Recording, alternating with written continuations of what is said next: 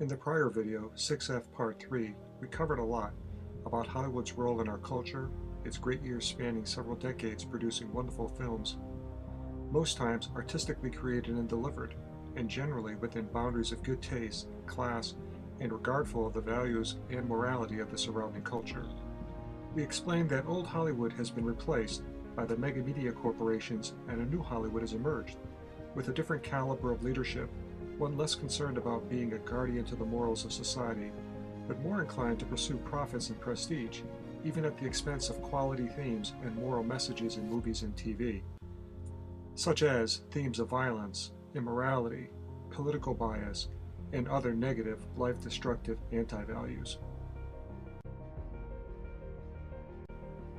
Now we will turn to another important shift in New Hollywood's inner character, as reflected in the movies, film, TV programs, and made-for-cable series Hollywood produces today. A shift against religion, particularly Christian religion and its adherents. In the following presentation, you will see and hear the facts firsthand of how Hollywood, which has become distorted by a twisted philosophy of moral relativity.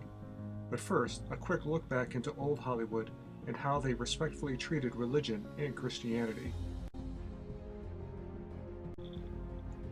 There was a time when Hollywood produced respectful, near heroic movies with positive religious themes. It was back in the time we refer to as Old Hollywood, through the middle part of the 20th century.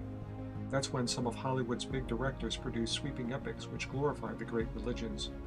Boys Town in 1938 with Spencer Tracy, Going My Way in 1944 with Bing Crosby, Cecil B. DeMille's The Ten Commandments in 1956 with Charlton Heston, Ben-Hur in 1959, King of Kings in 1961, The Robe in 1953, and The Greatest Story Ever Told in 1965. Every one of them epics and major box office hits.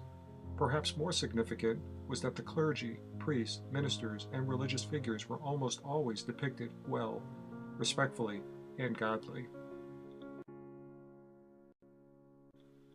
Now, in the new Hollywood of today, things are different. We see a nasty tone emanate from many writers, directors, producers, and the industry giants behind them.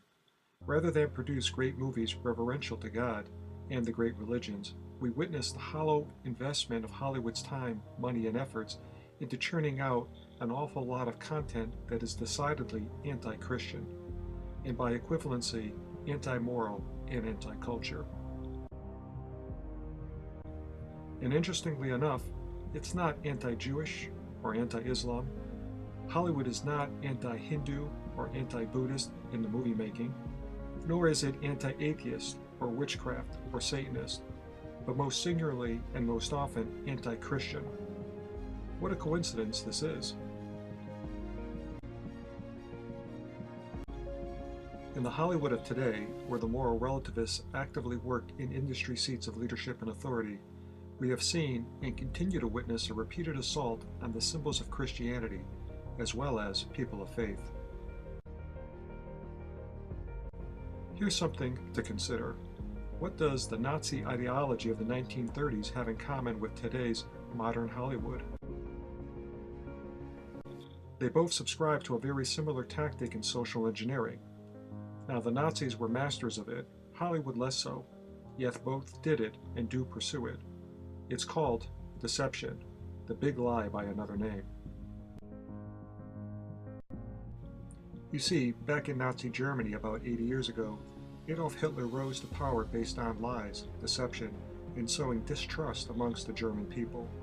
He had a series of big lies concocted and fed them out to the public, and he was doing it all on purpose, with the intent of knowing he could successfully dupe his German society into suppression and control. And he followed his dark heart to the eventual death of tens of millions the world over. Now, of course, Hollywood isn't the moral equivalent of Hitler. We realize that. However, today's Hollywood does have some likeness in technique to Hitler's propaganda minister, Joseph Goebbels. Goebbels frequently and widely practiced the communication technique of negative association, directed at people and institutions he wanted to diminish through slander and lies. Through his relentless, negative, and deceptive marketing to the German people, he knew he would successfully trick them into his web, and he did. Actually, the big lies he told and spoiled German society with were both plentiful and brazen. Anti-Christian Hollywood of today is practicing almost identically the same technique Hitler and Goebbels did 80 years ago, the deceptive art of negative association. Not all of Hollywood does it, but enough of Hollywood's output clearly demonstrates it's being practiced knowingly. In anti-Christian Hollywood, this is how it's done to us, through the big lie of negative association, again and again and again. We see it, we hear it, and if you pay attention, you can't miss it. We think we know why Hollywood is doing it.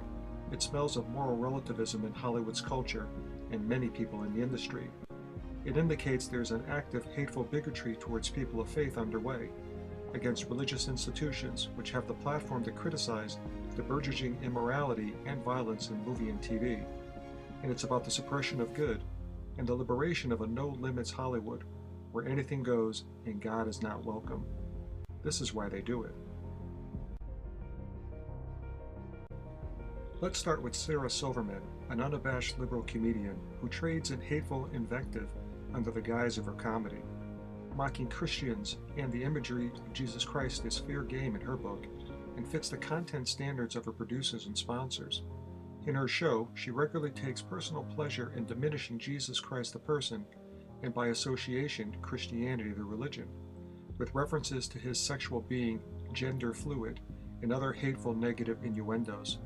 She's not mocking Moses or Muhammad, but almost singularly a loving, gentle Messiah. Going to ABC, you have the example of the recent TV show The Real O'Neills, written by a gay activist, Dan Savage, who seeks the platform of the show to project his gay agenda and other objectives to essentially slander people and cultures of faith. The show, each week it aired, found some way to punch Christianity, namely the Catholic Church, and associate the Church with counter-issues or lifestyles which directly affront the teachings of the Church. Not to educate, not to enlighten, but simply to take a swift kick at the Church through mockery and negative association techniques, all of course under the guise of humor. The grand irony here is when Hollywood and its corporate handlers turn on one major religion, they in actuality condemn all major religions and ultimately God. Given Hollywood's negative treatment of the Christian faith and Christian believers, the primary institution of religion itself is virtually under assault, and the very tenets of good values all faiths endorse, teach, and live by are equally undercut. And it can't be easily denied, as the evidence is overwhelming, as we're about to show you. We will show you how it's done blatantly and at other times in a subtle, sneaky way. On this subject, we say it matters less how visible the attack is than why is there an attack at all. Why are folks in the mega media corporations and Hollywood allowing this to go on? Why are they comfortable with allowing a great historical religion to which tens of millions of Americans belong to be slandered, marginalized, negatively portrayed through movies, TV, and cable shows? Why? The very same studios don't have a problem with movies on witchcraft, vampires, and bloodthirsty zombies. Apparently, those responsible for allowing it and enabling it don't like the message and the teachings of Jesus Christ. And through the import of their actions, their true character and intentions are revealed, and it's not good. As we mentioned earlier, drawing a parallel to Joseph Goebbels, the principal way Hollywood does it is through the degenerative art form of negative association. Deceptive yet effective technique, bordering on near subliminal messaging, and wherein Christians or Christian symbiology are deliberately placed in a movie scene, juxtaposed along an image which is either perverse, bloody, violent, or evil, just to make the false association of equivalency. The artist's aim or trick is to trap the moviegoer with the pairing of good and bad imagery. An innocent moviegoer will pick up the message consciously or unconsciously and then walk away with a distorted view of a conservative or Christian target. The technique, often practiced by Hollywood's creepy side, is repugnant if not outrageous. It's intentional, deceitful, and it continues to occur in Hollywood films and TV productions with unabashed frequency. Interestingly, if you were to scan movies and TV shows going back over the past few decades, It's apparent no one is stopping or filtering out this practice. Not when scripts and scenes are finalized, not at the leadership or management levels in either the major studios or in the mega media corporations, which quite frankly is tantamount to their endorsement and approval of the messages being projected. Leadership has the responsibility for screening out objectionable content and enforcing rightful cultural standards, and when they choose not to act and let things slide through the net, their inaction reflects their intent and the seeming composition of their character. Anyone old enough to remember The Exorcist back in 1973?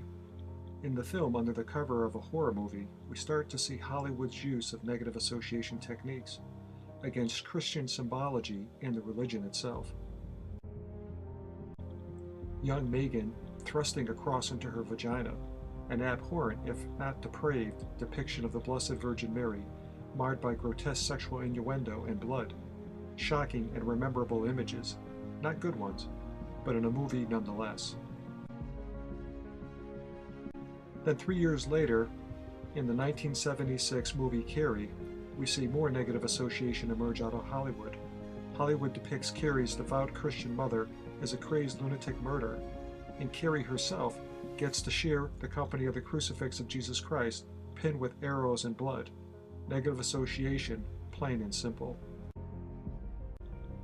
In 1984, we get Oh God, You Devil, trivializing God and man in a senseless comedy, pairing God with a goofy personality and his nemesis, the devil. And more disturbing, we get The Last Temptation of Christ in 1988, where Christ in the film is being tempted by imagining himself engaged in sexual activity, something very offensive to people of faith, but a negative association nonetheless.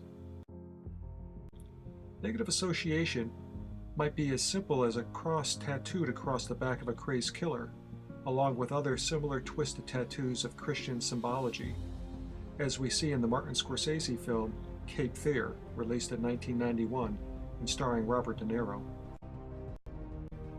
In case anyone is skeptical of our claim at this point, here's a few more examples to convince you. The association may be a cross scarred into an evil character's face, as in The Legend of Zorro in 2005, or it might be rosary beads curled up in an actor's hand, which he subsequently whips people with, as the villain in The Legend of Tarzan in 2016. Or it could be the crucifix emblazoned on the handle of a gun, a crazed killer's gun no less, which is prominently displayed in the remake of 3 to 10 to Yuma in 2007. Each of them quite specifically negative associations of something ugly, evil, or vile, with a meaningful Christian symbol, as though there's some sort of moral equivalency. In July of 2007, the president of the Center for Jewish and Christian Values in Washington, D.C., wrote a piece titled Hollywood's Anti-Christian Bias. He notes, one is left with a distinct impression that Hollywood has a very real and pervasive anti-Christian bias. Critics of the film industry often cite the highly controversial movie The Last Temptation of Christ, a 1986 release that took cinematic irreverence and iconoclasm to a new heights. But he goes on, Hollywood portrayals of religious figures has worsened over the last decade. He goes on to ask, how else do we explain the fact that Christian clergy, when they are portrayed at all, are usually shown engaging in morally reprehensible behavior? Or the fact that Christian symbols are associated with characters who prey upon society? Or that the crimes of various antagonists are shown to be religiously motivated? We see how Christian beliefs and symbols are often belittled by Hollywood producers and writers. Clergy, if not portrayed as villains or sexual perverts, are portrayed as hypocrites, or worse, fools and demented. Indeed, if there's a Christian character in a film, or a character they want to portray as a Christian, he or she is usually depicted as a fool, a liar, a cheater, a diabolical murderer, or a crazy person, like in the movie Misery, where the crazy nurse is a Christian with a cross dangling from her neck, and the cherished symbols of faith are put to blasphemous uses. Many times the negative association is more subtly suggested, like in the movie The People vs. Larry Flint, or the hopelessness of the film Drag Me to Hell, where the victim has no hope and faces only defeat. In the movie Magic Mike, where we see the exploitation of male strippers, Yet further into the movie, we see how the Writers Guild tags a male stripper dancer with a cross on his bare chest, associating male stripping with Christianity. In 2015, Columbia Pictures produces Freaks of Nature, a horror comedy about a town in America occupied by normal people, vampires, and zombies. The zombies, mutated, horrific, and brain-dead, have a leader, a priest with a white collar and all, touting a Bible in his left hand, outside his rusty old church in some dumpy part of town. In this town, the zombies who follow the priest are on the lowest level of the town's social structure. Translation: the church is made up of brain-dead zombies, and they follow the empty teachings of a filthy, despicable creature, which happens to be a priest. I think we can quickly surmise this is negative association. Or a lovely little maiden lying underneath a crucifix, just dreaming of some sexual pleasure, with a picture of Jesus Christ in the background, just in case the cross wasn't enough. Or blatantly in the movie where the head nun pursues the church priest with skepticism about his sincerity in educating and caring for young boys, projecting the obvious implication that he must be a pedophile priest, and further depicting the head nun as an angry, conniving shrew of a woman, jealous of her subordinate role to the male priest, and the young nun as compliant and unsure of her holy vow to God. A threesome of negative association, anger, pedophilia, and the lack of perseverance, a trifecta of anti-Christian messaging. In the movie Children of the Corn, we see the use of the cross and its association with Malachi, evil, and the subsequent human sacrifices, with all the children following the hatred while holding suspicion and scorn for good older adults. And on and on. Movie after movie, the intentional misuse of Christian symbols, the abomination of Christian house of worship, the consistent, unending negative association with evil imagery.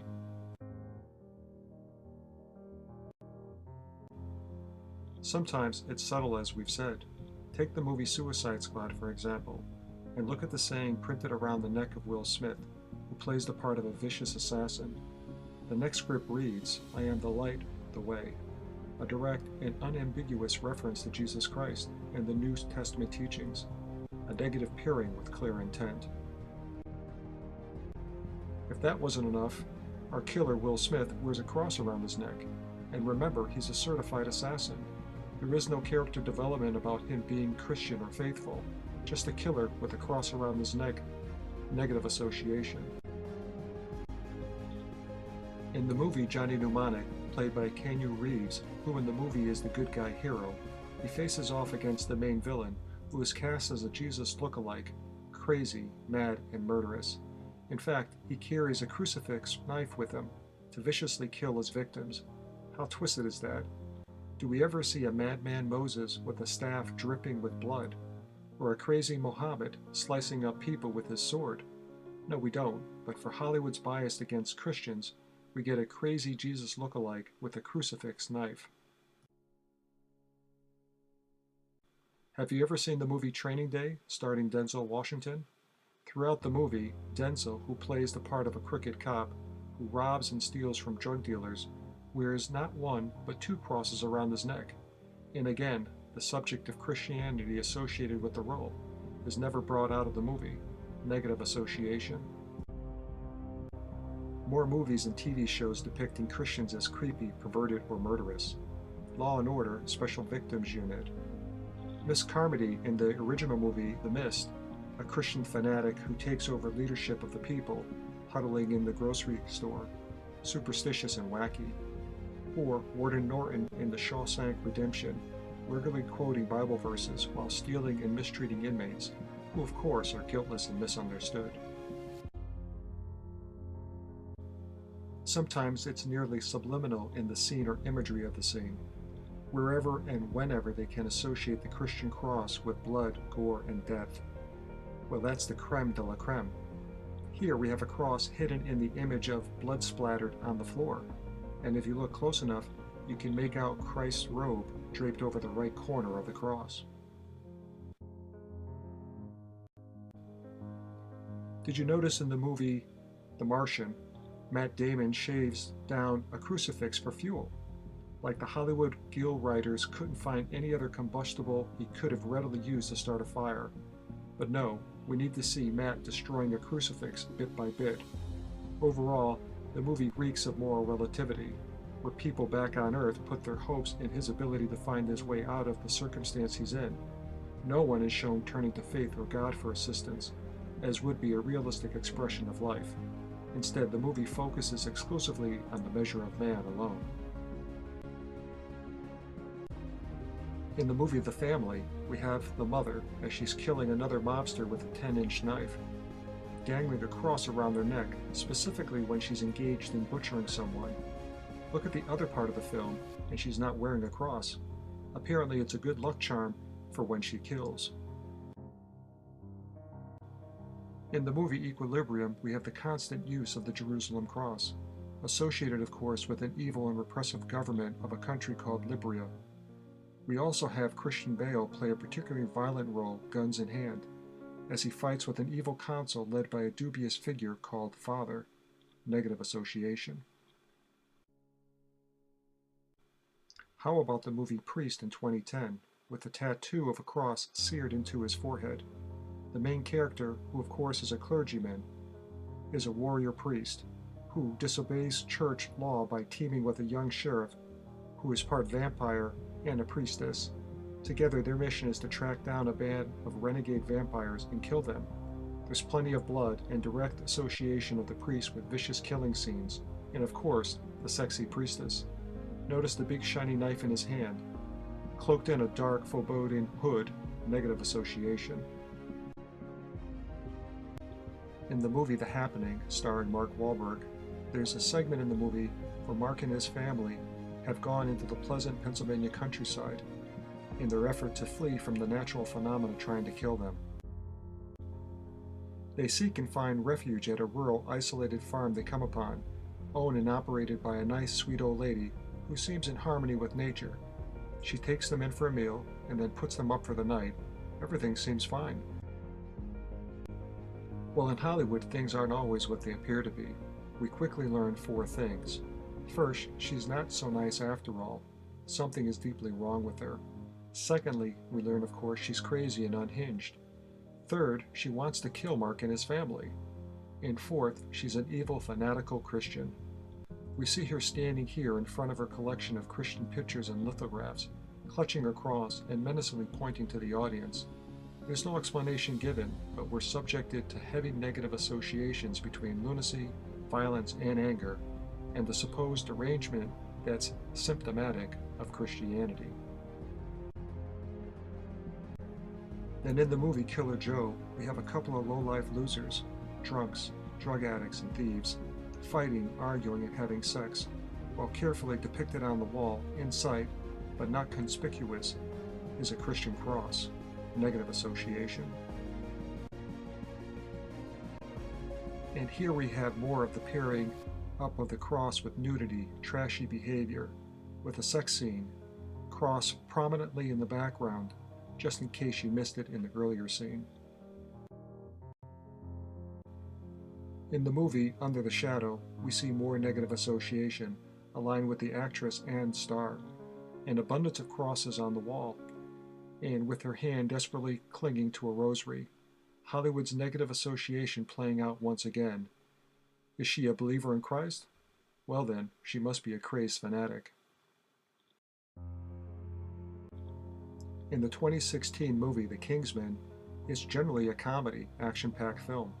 Yet there's one telling scene particularly violent and bloody, which occurs in a Christian church, with the Holy Cross amply shown in every scene. You see, Hollywood chooses to have a mass killing take place in a church of all places. Where else can you better pair bloody, murderous frenzy with God? Continuing with the scene, take notice of all the crosses shown in the background on the walls and posts. Everyone is mad and also a Christian. Everyone is in a murderous orgy of killing each other.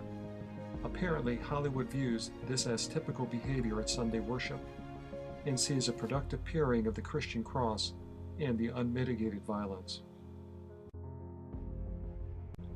By the end of the scene, Everyone is bloodied and dead, and the Christian cross was prominently pictured throughout. Negative association.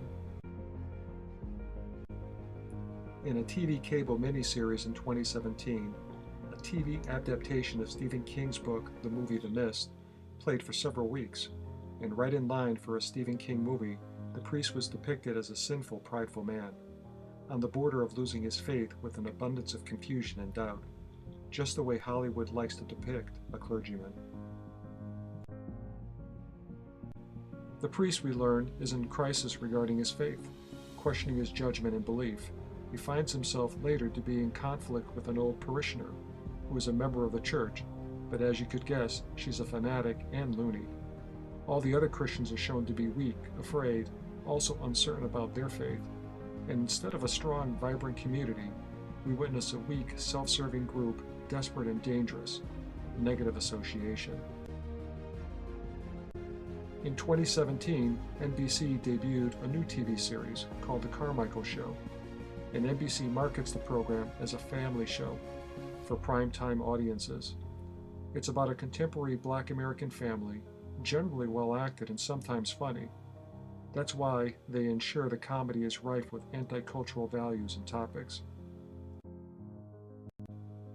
The sweet mom, who plays the part of a born-again Christian, not too bright, but fanatical of course, is regularly portrayed as confused about things, oftentimes depressed, and generally out of touch with reality.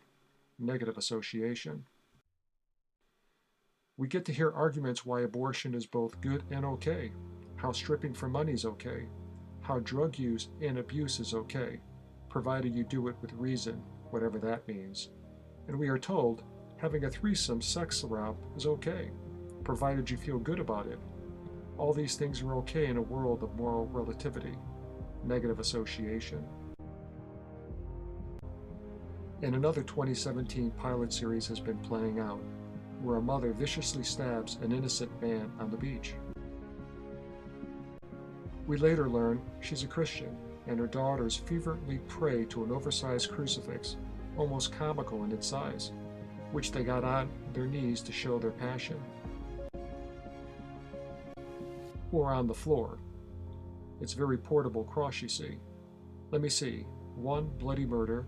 2. Gargantuan cross. 3. Fanatical daughters praying to the gargantuan cross. Yep, negative association. In another cable TV show called Preacher, we have an episode where the preacher, who's a violent killer consorting with thieves, drug addicts, and all kinds of social deviants, meets up with Jesus Christ one day in a little church, with a cross squarely fixed on the back wall, above the lit devotional candles. The scene extends into a flashback of Christ, the night of his Last Supper, having a graphic sex scene with a woman in all kinds of positions, with fairly descriptive talk relaying what they were doing. Yes, again, negative association. And in a 2017 fall pilot for TV called Damnation, we get treated to a gun-toting, fanatical Christian minister, not a cowboy, but a minister, who preaches with the gun raised while he's at the pulpit, standing near the cross of Christ. The minister goes out into the town to bring righteous wrath forward. I guess ministers in New Hollywood live by the sword these days, and not by the good book. This concludes video 6F Part 4 of Arts, Music, and Communication. Please move on to the next video narrative, 6F Part 5, where we will complete our deeper discussion of the role and influence Hollywood is currently having on our culture and in our lives.